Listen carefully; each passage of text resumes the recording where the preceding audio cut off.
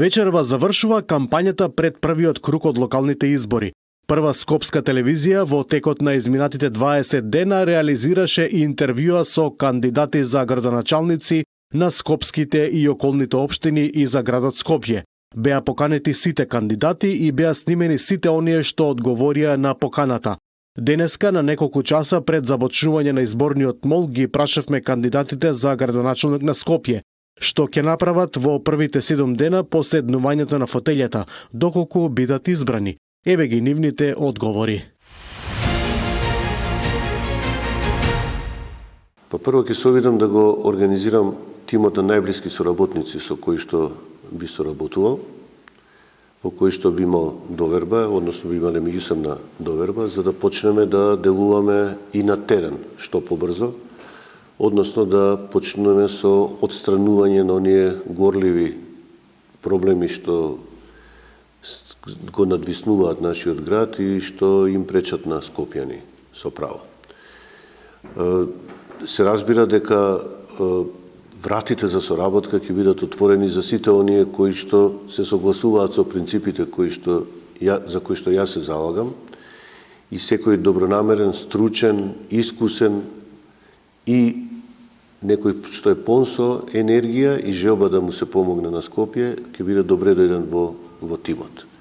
Тој нема да биде ограничен, напротив, за него нема да се прават никакви, ниту партиски, ниту било какви други калкулации, затоа што сметам дека нема во држава уште многу стручни лица, за да ние вршиме нивно просејување, односно избор по различни основи. Скопје е во критична фаза, Скопје нема време за чекање и затоа мора веднаш да се делува. Темелно да се гледат како функционира градот. Во случајот како функционират јавните предпријатија и треба да се воспостави ред. Отчетност треба да се бара од досега реализираното и спроведеното и нормално целосна ревизија со цел да се види што е направено, зошто е градот во ваква состојба и на каков начин треба да се функционира. Треба некои решенја кои што се адхок во смисла на воспоставување на добри менаџери во јавните предпријатија, бидејќи го гледаме и урбанистичкиот и транспортниот хаос, но за жал во последно време тоа е значително хаос и во смисла на хигиената во градот. За жал градот добива лоша слика од нечистотијата и од неорганизираноста на јавното предпријатие комунална хигиена. И не е единствено нефункционално јавно предпријатие, туку се и останатите за кои што нормално треба отчетност.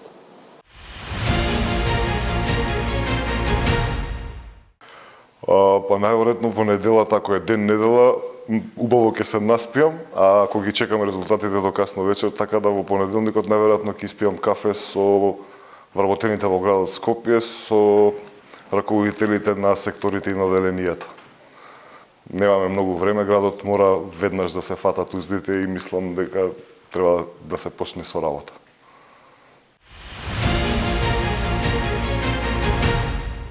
Прво мора да биде градот транспарентен и отворен за граѓаните. Мораме да го отвориме и да ги добиваат граѓаните сите информации, да знаат како се трошат нивните пари кои што се јавни пари.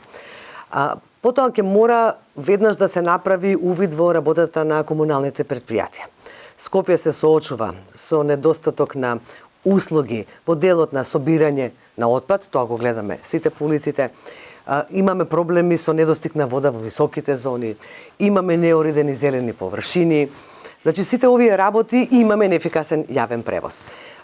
И сите тие се надлежност на јавните предпријатија кои што се во рамките на градот Скопје. Ке мора да се направи увид во нивната работа. Знаеме најголем дел од проблемите кои се, меѓутоа за да можат поефикасно да работат, мораме да направиме еден преглед на состојбите. И секако најважното ке мора да се започне со чистење на Скопје. Сметот им смета на сите граѓани, ми смета на мене, на вас. Тоа е нешто што не сме го виделе многу одамна, меѓутоа во последниве неколку години заради одредени несогласувања помеѓу градоначалничката Арсовска и Советот на град Скопје, односно советниците на ВМРО-ДПМН во Советот, очигледно дојдовме до ситуација која што е благо речена хаосна. Па прво пред се во иницијалниот момент да прославиме ослободување на Скопје од ВМРО-ДПМН и СДСМ после неколку децении заложништво на скопјани под нивните интереси, а откако сето тоа ќе го абсорбираме, кога ќе паднат импресиите после првиот ден, одма веќе треба да се симне градоначалникот и градските власти во самите предпријатија, да се поразговара со сите вработени во предпријатијата и да се подобрат условите за работа, затоа што за разлика од моите против кандидати кои најавуваат тегнење за уши на работниците во првите 72 часа да чистат тоа што тие го направиле во изминатите 4 години, тоа е нереално, а ние планираме со самите предпријатија да се сретнеме и да направиме акциони планови кои ќе го средат градот. Секогаш кога се зборува за чистење на градот, кога се зборува за поправање на дупки, ние тоа сега го зборуваме како да треба од Господ да падне, а не работниците на овие предпријатија да го направат, така да работниците на предпријатијата се душата на градот, душата на предпријатијата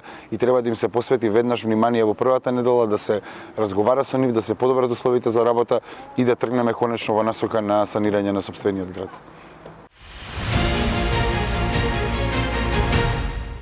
Што веќе најави во јавноста, ќе започнеме веднаш со акција за масовно чистење на град, за една голема генералка. Не само првиот час, туку првите 72 часа ќе ги искористам да конечно Скопје блесне, да сето она што не мачи граѓаните години наназад, конечно го ставиме во ред, тоа подразбира хигиена.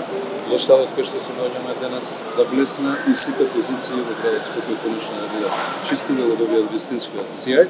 Паралелно ќе започнеме со процес на реорганизација во градот Скопје, завршување веднаш на оние проекти кои што се оставени во минатото со години да стојат во ненапредна фаза, би рекол, и реорганизација на сите јавни